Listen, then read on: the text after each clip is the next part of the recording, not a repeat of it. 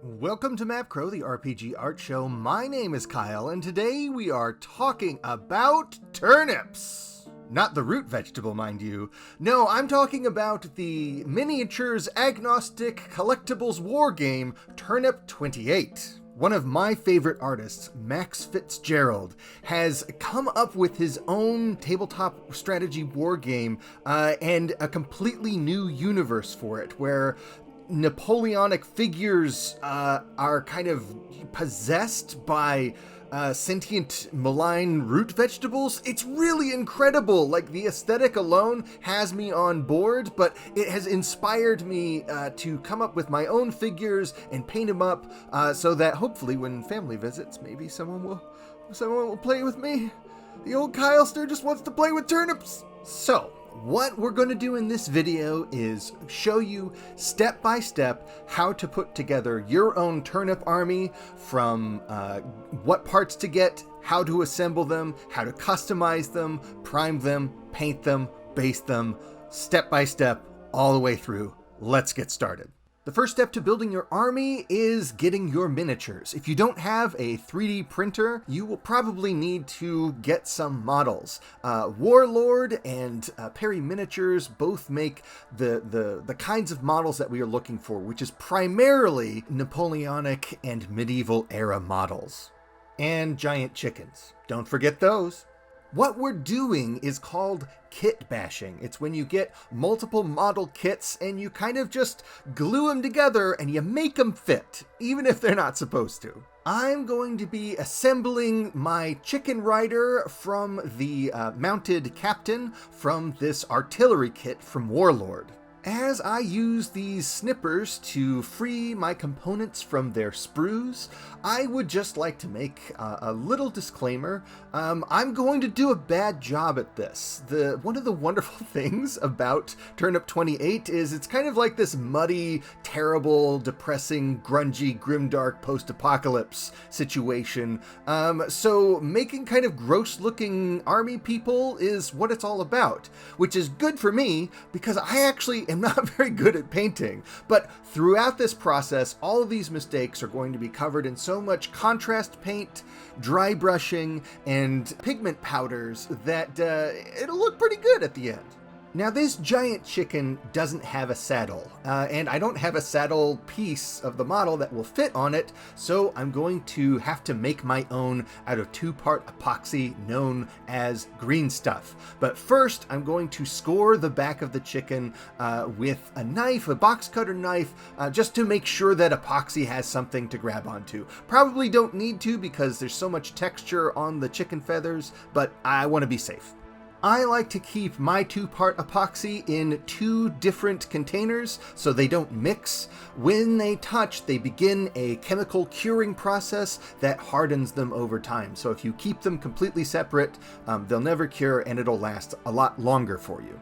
You want to mix equal parts of the dark blue part and the light green part, and make sure that you have a little bit of water in a glass handy that you can dip your fingers into. And this will keep the epoxy that is supposed to be sticky from sticking to you. Once the epoxy is mixed into kind of the solid dark green, I will kind of turn it into what I call a floopy shape and floop it over the back of this chicken.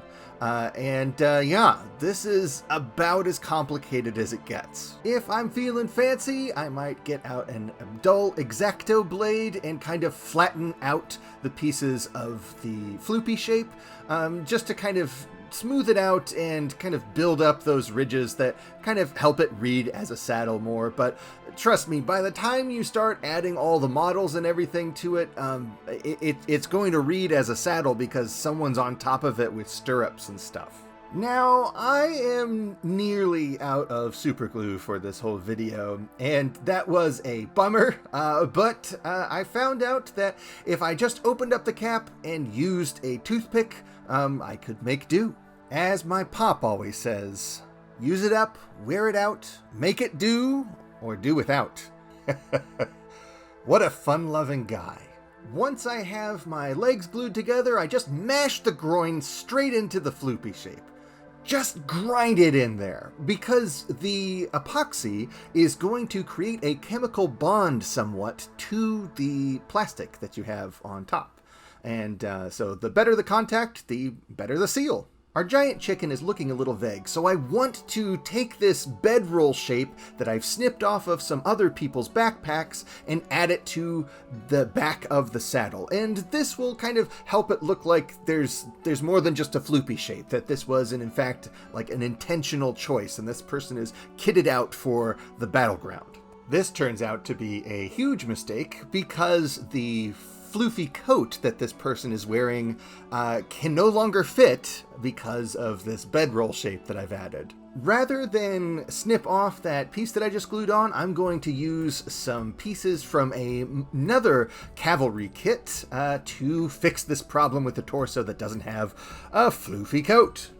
Then it's time to glue our giant chicken to the base. Glue a arm.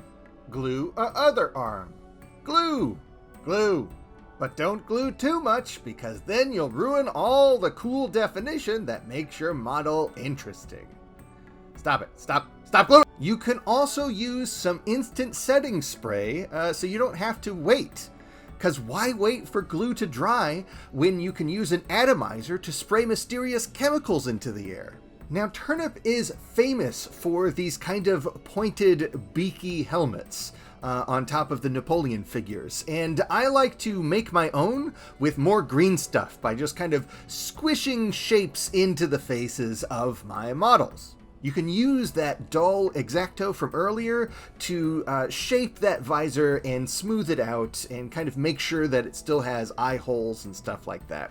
Don't worry about getting the shape correct on the first try, because once that green stuff cures a little bit, you can always cut away when it's less malleable. When it's kind of hardened, you can get these chiseled edges by just cutting it away with a sharp X-Acto. Now, I forgot exactly how I based my models before, so what I'm about to show you is not how I did it, but it still turned out okay. But you use some super glue, and then you can attach whatever kind of basing material you want.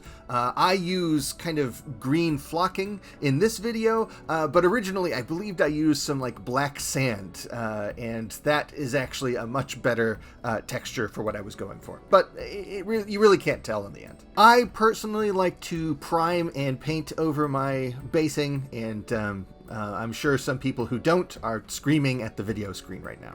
Now it's priming time. Make sure you're in a well-ventilated area and using overpriced black and white primer for what is apparently called a zenithal highlight priming. When you're priming with black, you want to do multiple thin coats, and you want to keep that rattle can moving. You don't want it to stay put over the model for very long, or the primer will obliterate what few details are left after your horrible gluing job. You want to rotate your models around and make sure that there is a thin coat of black primer covering everything. You don't want to see any of the gray of the model or colors of the flocking showing through, but only that much. Once the black primer has completely dried, that's when you come over just the top of it with some white primer. Anywhere where the light would hit on a sunny day is where the white primer goes. This highlight will help you see details on the model, and if you're doing cool things like glazing, will actually show through and help the model have some more volume. Once that's dry, it's time for painting. Now, I use kind of this super absorbent sponge with some uncoated cooking parchment to use a wet palette. There's just enough moisture getting through that parchment to keep your paints wet for longer. Whenever I've tried a dry palette, it always goes poorly. And if you are painting directly from the little paint pots, well, it's going to go on too thick, and again, you're going to obliterate what little definition your priming and gluing haven't already destroyed. Now here we start the speed painting process. If you're speed painting a whole army, if you're just trying to build up enough units that'll look nice on the table while you're playing but won't win any prizes, you gotta paint like you got somewhere to be.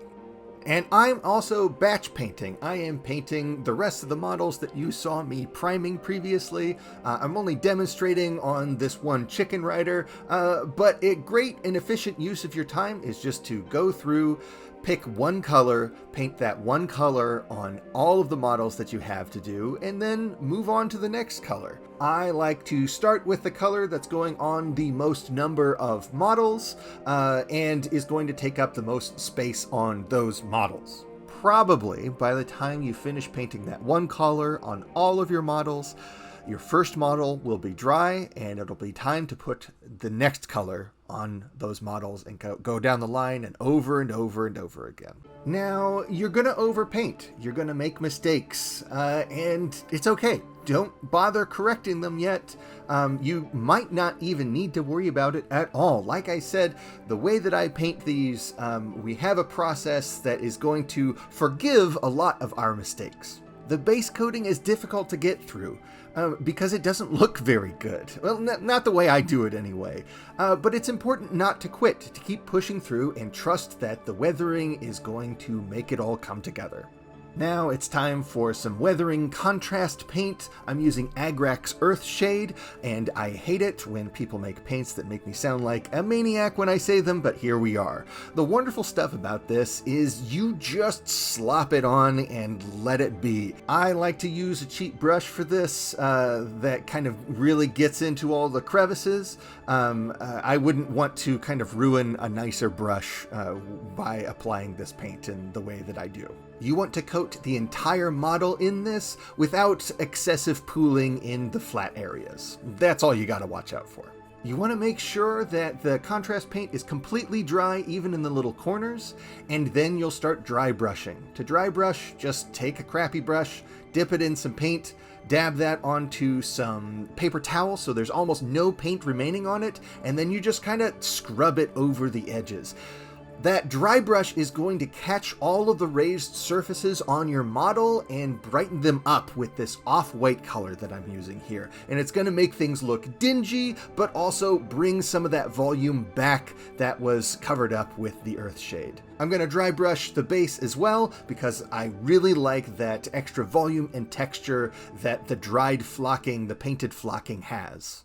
Once that's dry, I'm going to use my homemade pigment powders, which is just a crushed up Conti crayon. I'm going to take another, even crappier brush, jam it into the dust, and then jam that into the basing and parts of the model that just kind of need some extra crud on it. You should wear a dust mask for this part. There's a lot of dust that you don't want in your lungs.